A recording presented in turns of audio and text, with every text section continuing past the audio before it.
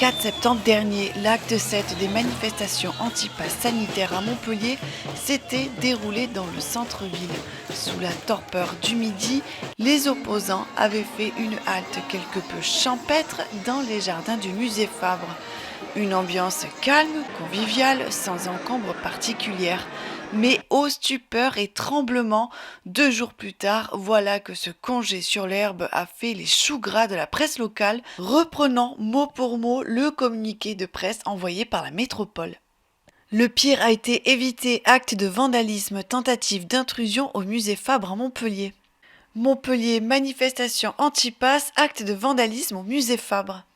Dans un communiqué envoyé ce dimanche, la métropole de Montpellier condamne avec la plus grande fermeté les actes de vandalisme commis contre le musée Fabre. Samedi 4 septembre, un groupe de manifestants s'est rendu devant le musée dans l'intention de s'introduire dans l'enceinte, selon la métropole. Fort heureusement, grâce à la réactivité et au sang-froid du personnel, le musée a pu fermer ses portes à temps et le pire, être évité lorsque l'on songe aux œuvres inestimables présentes à l'intérieur, ajoute le communiqué. La métropole se réserve le droit de déposer plainte après analyse précise des faits. Par vandalisme, on entend bien évidemment des stickers collés sur la porte et un message à la craie sur le sol.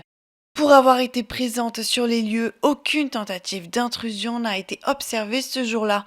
Un trait qui semble relativement grossi donc, et des opposants au pass sanitaire qui pâtissent de ces exagérations.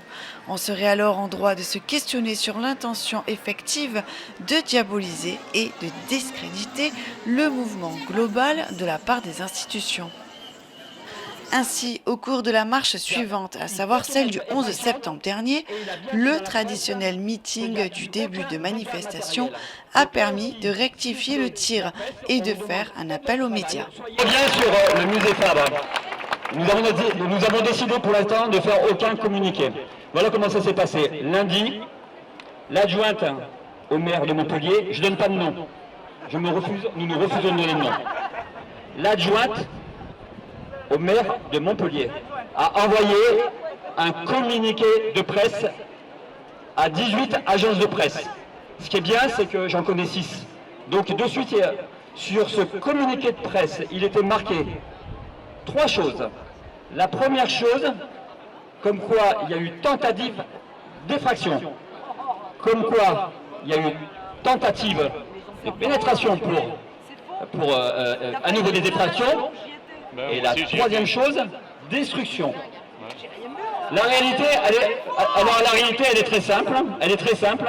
Et nous remercions le gardien, nous remercions la personne qui s'occupe de la sécurité, parce que tout simplement, il a démenti cela. Il est vraiment courageux. Donc maintenant, je demande à la presse, je demande aux médias de prendre le temps de le contacter. Nous n'allons pas faire de démenti, c'est les médias à le faire. Donc les médias qui ont fait circuler une fausse, parce que c'est une fausse information. Reste à savoir si cet appel sera entendu par les journalistes locaux. J'émets toutefois une certaine réserve, car faire un démenti jure sans commune mesure avec le sensationnalisme chéri par les médias.